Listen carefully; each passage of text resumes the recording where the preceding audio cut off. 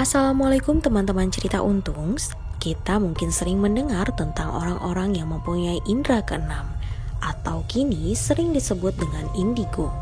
Dikatakan bahwa mereka dapat melihat hal-hal gaib seperti makhluk jin dan syaitan, atau bahkan sesuatu yang sudah terjadi maupun akan terjadi di masa depan. Tak jarang mereka juga disebut dengan orang yang spesial.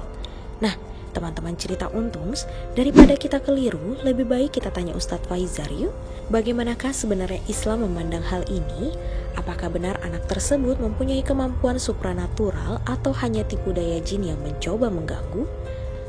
Jangan sampai terlewat dan jangan di-skip video penjelasan indigo dalam pandangan Islam di channel Cerita Untung.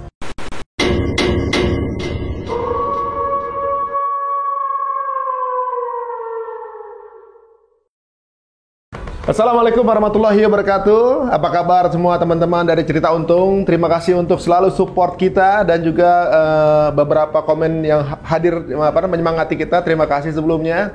Dan alhamdulillah di kesempatan kali ini kita dipertemukan kembali dengan Ustadz Muhammad Faizar yang beliau setiap tampil di acara kita banyak respons yang alhamdulillah ya. Kepo dengan Ustadz Muhammad Faizar. Nah, alhamdulillah. Assalamualaikum Ustadz. Waalaikumsalam warahmatullahi wabarakatuh. Lagi ada kegiatan apa nih di Jakarta nih? Alhamdulillah tadi ini ya ada acara pelatihan sama kajian di Tanah Abang. Di Tanah Abang ya. Alhamdulillah. Udah gitu Ustadz lagi sering sekarang diundang ke beberapa YouTube ya sekarang ya. Tapi alhamdulillah, jadi banyak yang teredukasi Ustaz. Alhamdulillah. Alhamdulillah. Hari ini sebelum kita buka tanya jawab Ustaz, banyak pertanyaan yang mampir ke kolom pertanyaan kami gitu ya. Apalagi tadi sudah dikomunikasikan mengenai indigo Ustaz. Ya, untuk teman-teman semua yang ingin bertanya mengenai masalah berhubungan dengan gaib, monggo saja. Tapi kalau ada berhubungan dengan indigo, alhamdulillah lagi lebih cocok dengan tema kita hari ini. Nah, mengenai masalah indigo dulu saat ini ada beberapa persepsi di masyarakat gitu kan. Ada yang menganggap indigo ini seperti paranormal gitu. Atau indigo ini seperti orang halu. Ada yang anggap indigo ini dia setting. Ya. Atau ada yang anggap orang indigo ini kerasukan gitu. Kerasukan jin apa untuk bisa ngomong itu gitu. Ya, kita sendiri belum paham, nggak mau beropini. Kira-kira kalau menurut Ustadz, indigo di dalam Islam itu bagaimana sih? Indigo ya. Kita bahas dulu apa itu indigo. Ya. Indigo kan sebenarnya bahasa Spanyol kalau tidak salah itu dari warna nila. Nah, warna kayak gini nih, kayak di buku saya. Oh, ini bukunya. Ini warna indigo ya, ini. Ya. Ya. Kurang lebih kayak gini lah warnanya itu, perpaduan ungu ke biru-biruan. Itu sebenarnya warna cakra, Mas. Dari cakra yang menurut kepercayaan mereka di tubuh manusia punya 7 cakra. Dari yang paling bawah warnanya merah, letaknya ada di antara kemaluan dan lubang dubur merah. Kemudian yang ada di bawah pusar itu oranye, warnanya jingga. Kemudian di atasnya lagi kuning. Kemudian di dada itu warna hijau. Naik ke tenggorokan itu biru, baru ke cakra mata ketiga versi mereka yaitu indigo warnanya, nila. Nila. Itu ada di tengah-tengah antara kedua mata atau kedua alis. Nah, itulah yang sering disebut sebagai mata batin versi orang-orang yang mempercayainya. Ya, kemudian yang paling atas ada cakra ajna warnanya ungu. Ya. Di mana posisinya? Di sini, di ubun-ubun. Di atasnya lagi ada lagi putih. Putih. Jadi sebenarnya itu versi-versi yang yang mereka percayai begitu ya. Ini mereka dapat referensi dari mana? Wallahu a'lam bishawab. Tapi yang memprakarsai indigo itu Nancy Entep namanya. Seorang konselor dari Amerika yang juga sekaligus orang yang katanya punya indera keenam. Jadi dia punya seminar dan juga penelitian tentang warna-warna aura manusia berdasarkan karakternya, berdasarkan emosinya. Nah, di antara warna yang menarik perhatian Nancy ini adalah warna indigo. Karena rata-rata anak-anak yang punya warna aura indigo itu anaknya unik, punya kecerdasan tersendiri, dan rata-rata jenius. walaupun kadang punya sifat semaunya sendiri dan tidak mau diatur. Makanya Nancy Entep ini membagi indigo menjadi 4 jenis. Yang pertama ya indigo konseptual. Dia itu pandai dalam mengkonsep sesuatu. Jadi anak kecil tapi sudah pandai merancang bangunan-bangunan arsitektur. Ya, kemudian jago falsafah. Ya, ada yang seperti itu. Kemudian ada indigo seni. Dia bakatnya bakat seninya luar biasa, walaupun tidak pernah belajar. Jadi memang seperti bakat alamiah dari lahir, sehingga di umur-umur yang masih sangat dini dia sudah bisa mengarang aransemen lagu, ya. Kemudian bisa menggambar dengan sangat halus, sangat bagus dan detail. Kemudian membuat puisi, ya, dan lain-lain yang berkaitan dengan seni. Kemudian ada indigo yang sifatnya humanis. Kalau humanis itu karakter empatinya tuh luar biasa besar bagi anak-anak yang punya aura indigo menurut Nancy itu. Jadi dia lebih mementingkan kepentingan orang dan sampai nggak memikirkan dirinya sendiri. Ini mungkin ditemukan di beberapa kasus. Saya pun punya kenalan lah ya, ada di daerah saya itu, dia termasuk adik kelas saya. Waktu kecilnya itu ngelihat tukang becak panuan, ada panunya, dia nangis dia terseduh-seduh, datang ke ibunya minta obat. Untuk apa? Kenapa kok kamu nangis sampai segininya? Aku lihat tukang becak, kasihan itu ada panunya, dia malu itu. Jadi dia sampai segitunya mikirin orang, mikirin orangnya luar biasa, tiba-tiba humanis.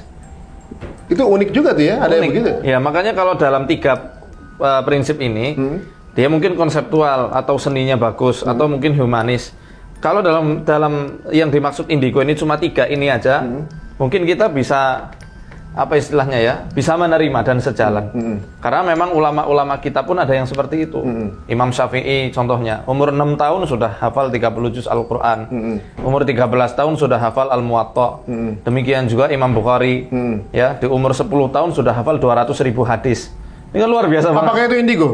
Ya kalau menurut rumusan mereka ya itu masuk indigo, tapi kan ya kita nggak pakai prinsip seperti itu gitu. Yang keempat, nah ini yang akhirnya banyak orang memahami indigo ini hanya di poin yang keempat aja, Mas. Poin keempat adalah indigo interdimensional. Indigo interdimensional itu adalah anak-anak yang bisa berhubungan antar dimensi dengan entitas astral, makhluk gaib. Ya siapa lagi kalau bukan jin.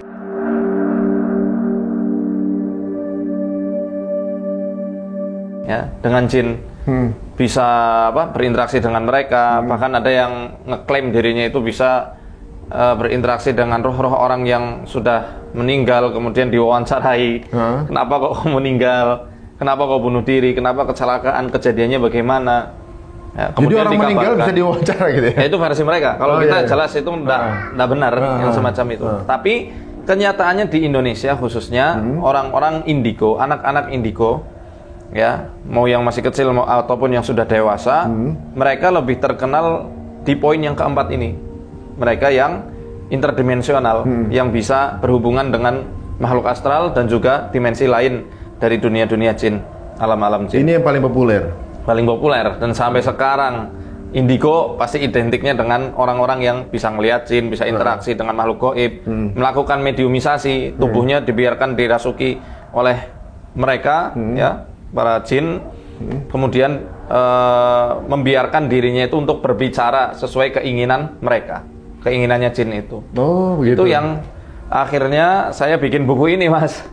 Di antaranya ini untuk menjawab rahasia indigo dan potensi gaib manusia. Ini saya bikin ya karena keprihatinan. Kok kayak gitu aja berbahaya bagi akidah umat sih. Berbahaya. Apalagi anak-anak muda yang akhirnya terobsesi. Coba mereka-mereka yang akhirnya percaya bahwa roh orang meninggal bisa hidup lagi. Bukan hidup lagi, maaf. Bisa diajak bicara. Ini kan bertentangan dengan prinsip-prinsip Al-Quran. Maka selaku kaum muslimin, saya berkewajiban untuk mengingatkan pada saudara-saudari kita yang muslim dan muslimah untuk tidak mempercayai hal tersebut. Muslim Jangan percaya konsep reinkarnasi karena itu bukan bagian dari akidah kita. Reinkarnasi, kemudian time traveler, ya, penjelajah waktu. Nah, itu saya tulis semua, rahasianya ada di sini. Biar nggak kejebak dengan tren ya. Apalagi mungkin sekarang di tayangan aksesnya gitu, kalau di YouTube seolah-olah kayaknya orang jenis ini nih ada gitu kan. Nah, apa benar? Nah, ini pertanyaannya nih. Apa benar anak indigo punya kemampuan bisa membunuh jin? Nah, jadi dia bisa masuk ke dunia jin, terus dia bisa bunuh jin. Bener gak itu? Logikanya gini aja. Kita mau tarung lawan ikan hiu. Kalau kita masuk ke dunianya, ke samudra, kita dicaplok lah, dicapik-capik habis. Iya, nggak bakal bisa kan itu. Kalau kita mau ngalahkan ya seret hiunya itu untuk ke alam kita. Bisa dibunuh hiu itu dengan mudah kalau kita ada di daratan. Hiunya yang di... Makanya jin itu rawan sebenarnya, Mas, kalau mereka menampakkan diri di alam manusia, karena berlaku hukum manusia bagi mereka. Lah manusia masuk ke alam jin, ya habislah manusianya. Loh, tapi manusia bisa masuk ke alam jin? Iya, kegeser. Kesadarannya yang kegeser. Oh, cuma kesadaran aja gitu. Tapi ada beberapa riwayat-riwayat yang menjelaskan bahwa di zaman Amirul Mukminin Umar bin Khattab radhiyallahu anhu, pernah ada salah seorang sahabat yang diculik oleh bangsa jin, masuk ke dalam alam mereka. Sampai 4 tahun itu nggak pulang-pulang. 4 tahun? 4 tahun nggak pulang-pulang, sampai ada invasi dari pasukan jin muslim. Kemudian akhirnya dia dikembalikan ke Madinah lagi. Ditanya, loh, kenapa kamu 4 tahun nggak pulang-pulang? Istrimu kan kebingungan. Akhirnya istrinya kan diceraikan dengan dengan kodinya, dinikahkan sama laki-laki lain karena dikiranya suaminya udah hilang. Ternyata suaminya diculik sama jin ketika mau sholat isya. Ya diculik sampai seraga-raganya itu diculik, dibawa masuk ke alam mereka. Orangnya sampai nggak ada gitu? Sampai nggak ada. Sampai ketika ada itu ditaklukkan sama jin-jin yang muslim, ya. Jin muslim pada heran, kamu manusia ngapain nyasar ke alam kami? Kamu dari mana? Aku dari Madinah. Aku diculik oleh jin-jin kafir ini, jin-jin yang fasik ini. Akhirnya ketika ditanyai dari mana asalnya, dikembalikanlah sama sekelompok jin yang muslim. Sehingga bisa balik ke alam manusia, kembali ke Madinah. Ini sahih loh, di Al-Mustadraknya Imam Hakim ada itu. Bisa tuh ya? Bisa. Waduh. Ya, teman-teman semua yang mau bertanya, monggo silahkan ya, bisa nanya melalui IG juga atau juga via Zoom yang udah kita share di story teman-teman semuanya ya. Gitu. Untuk yang mungkin baru nonton acara ini ya, ditunggu aja, mungkin ada kesempatan yang tentunya juga mungkin ini menjadi solusi kalau sekarang sedang ada masalah. Indigo itu tadi kan udah dengar penjelasan dari Ustadz, itu kan adalah versinya yang Nancy ya. Sebenarnya satu, ini sebuah bisa dibilang kelebihan atau kekurangan. Dua, ini bisa dihilangkan atau enggak? Gimana ya, sebenarnya saya kasihan ya sama orang anak-anak yang indigo, karena pasti di awalnya dia akan mengalami kejadian-kejadian yang nggak mengenakan, dan dia nggak suka hal tersebut. Ketakutan, ke kamar mandi ada penampakan, pergi ke suatu tempat ada penampakan, selalu dibikin kaget, selalu dibikin nangis, tiap malam susah tidur. Kebanyakannya seperti itu, ya, diganggu terus-menerus sampai nangis, nggak keluar air matanya.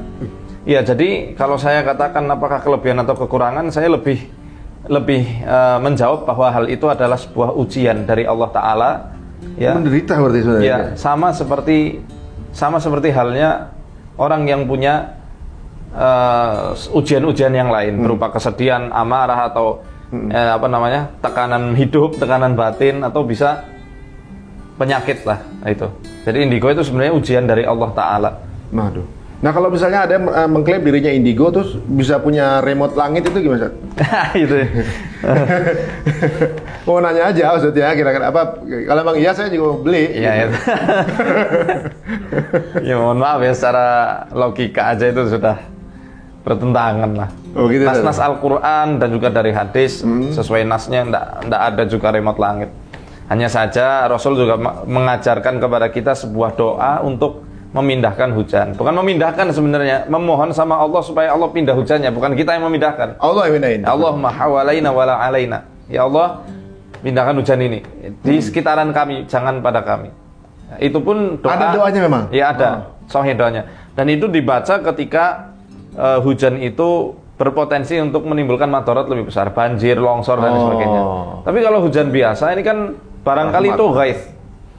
Ghaits ini hujan yang menurunkan rahmat, menurunkan rahmat, keberkahan, penghidupan bagi bumi, ya, dan juga ketenangan dalam kolbu, pemantapan hati dan pengokohan jati diri. Kan ada hujan yang seperti itu, menghilangkan kegundahan.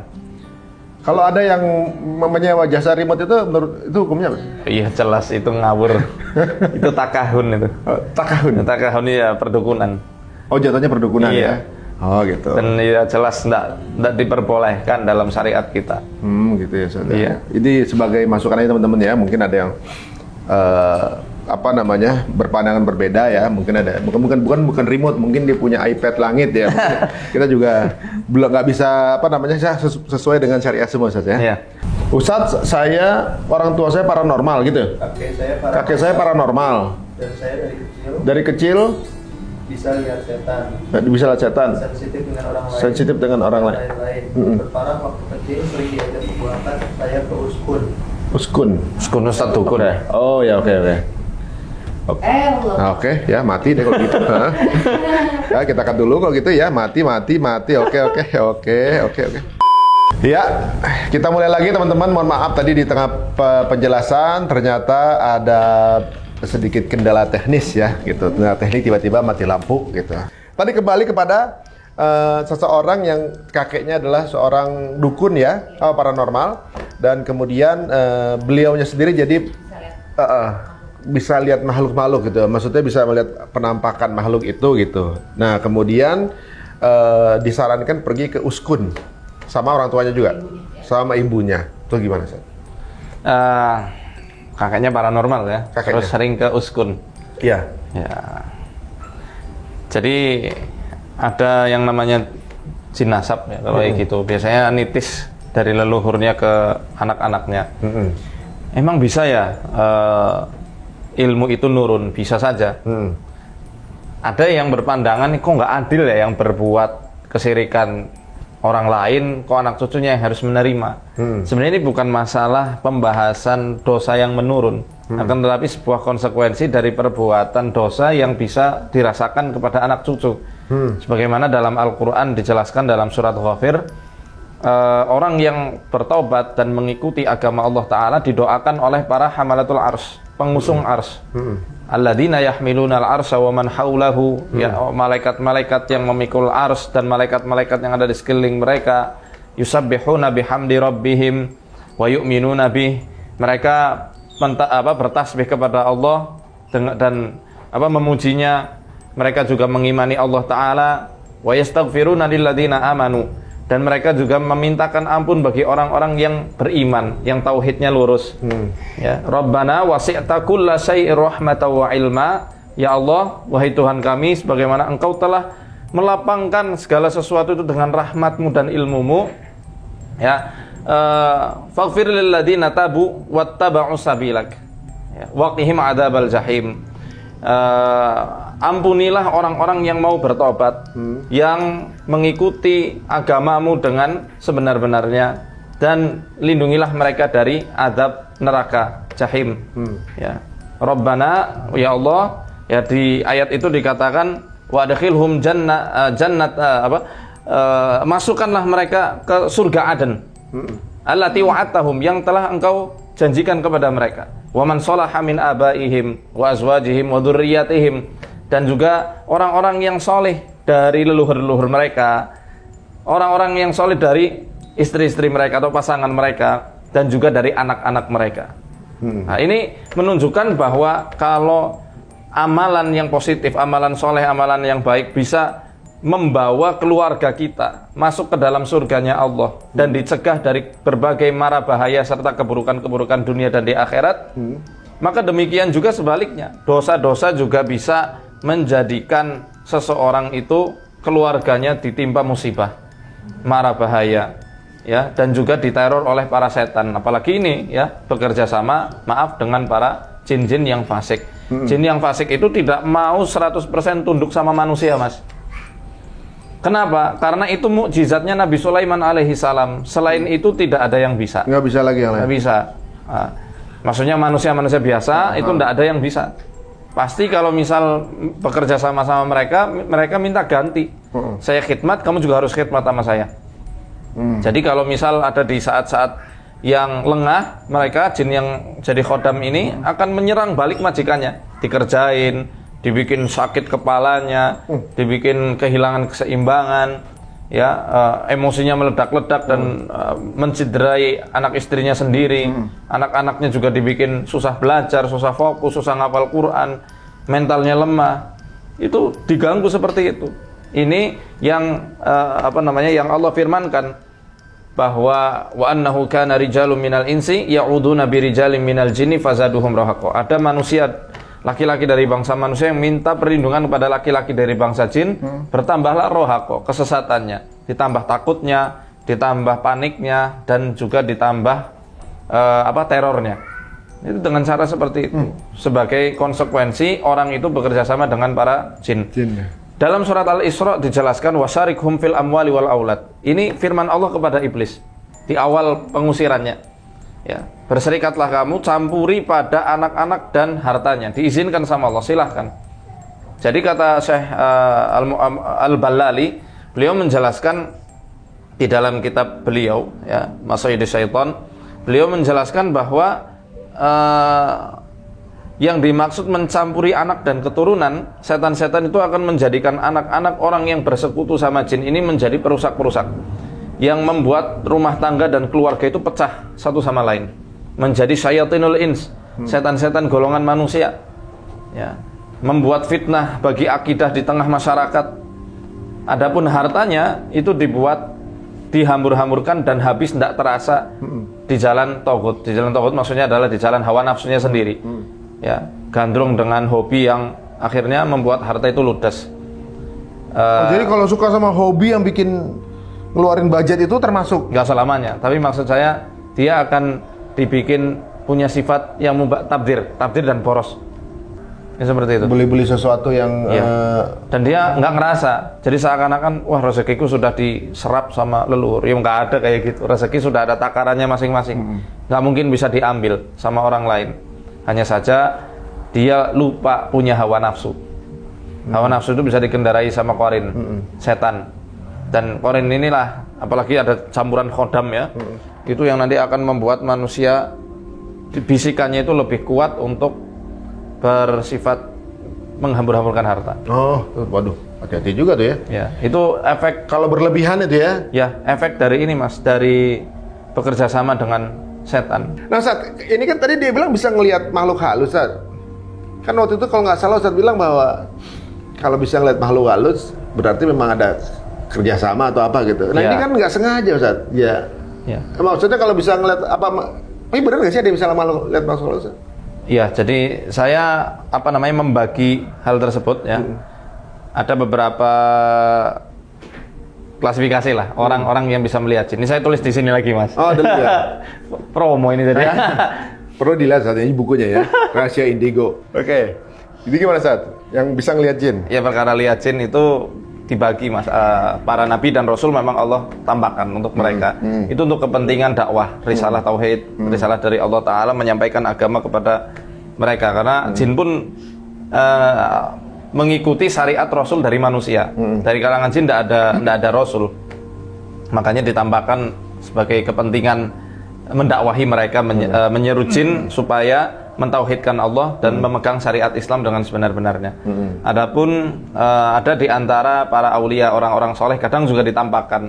Itu pun bukan untuk dipamer-pamerkan, harus di-keep sendiri. Kalau mereka menampakkan diri secara langsung, ya itu bukan gangguan, karena mereka nampakkan diri. Dan itu berbeda sama orang yang bisa melihat jin di setiap waktu dan setiap saat. Kalau selalunya diliatin, nah itu gangguan. Bisa halusinasi, bisa karena memang matanya ditempeli jin. Di matanya? Iya, di matanya. Ya, bisa kan ngelihat lewat mata, kadang lewat mata batin juga. Lewat mata. Seolah-olah di mata gitu. Ya, seolah-olah di situ, tapi ya gambarannya kayak apa ya? Kayak kita berangan-angan gitulah. Saya punya sepupu waktu umur 19 tahun, ini kembar, dua-duanya 19 tahun, tiba-tiba dua-duanya tuh bisa melihat sesuatu, sampai digaruk matanya sampai korengan dia tuh bisa lihat. Iya. Emang begitu, Sat? Ditempeli. Ditempeli? Ditempeli. Ditempeli ini di mata atau di...